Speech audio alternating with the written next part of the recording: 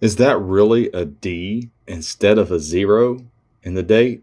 Well, we're going to go over to my CoinHelpu community and we're going to talk about this coin. So stay tuned. But first, here's PortsmouthCoinShop.com. This is my website where we buy and sell coins. I have a lot of coins up for sale. Ungraded and raw coins and proof sets and mint sets and commemoratives. So if you get a chance, come over to PortsmouthCoinShop.com and check out what we have to offer. So we see this stuff a lot. We see a lot of coins being posted over here on the CoinHelpu community, and I see all kinds of coins being posted in our Facebook groups.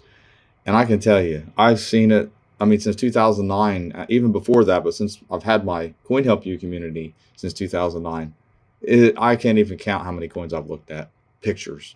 And still yet, sometimes you don't get everything right exactly. Sometimes it's hard to tell. Sometimes it needs to be seen in hand. This is not one of those coins, though. I know exactly what happened to this coin.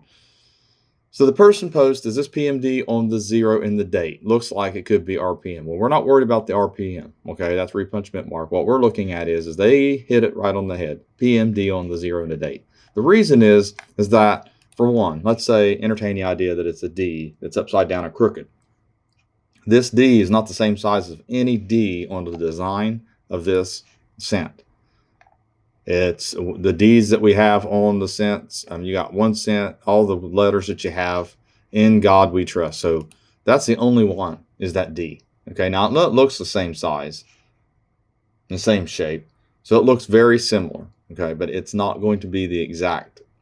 And it would have to be, but yet it wouldn't be raised if it was a drop letter or something like that. So this D could not come off the die and strike this right here.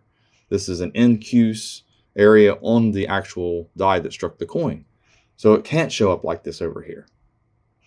It would have to be incuse on the die. In other words, the die would have to have another D put on it, carved in it or engraved in it. So what happened here, we're going to show another one. So I had someone else post one very similar, and you can't see this one as well. But it's very similar, but it's also, they thought it might be a D because it's kind of shaped like it. This one's not even close.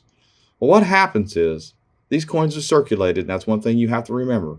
Early on, when these coins were pretty much, just put in circulation, the side of another coin or an object, let's just put it that way, slid contact mark, basically at an angle, and just clipped and pushed that metal of this O, okay?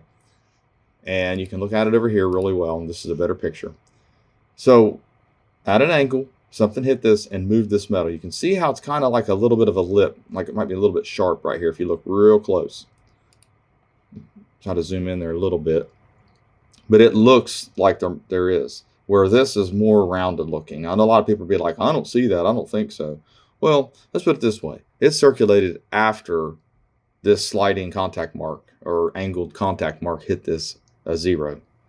And what happened is over time it wore down and wore down, obtained the same patina as the rest of the coin.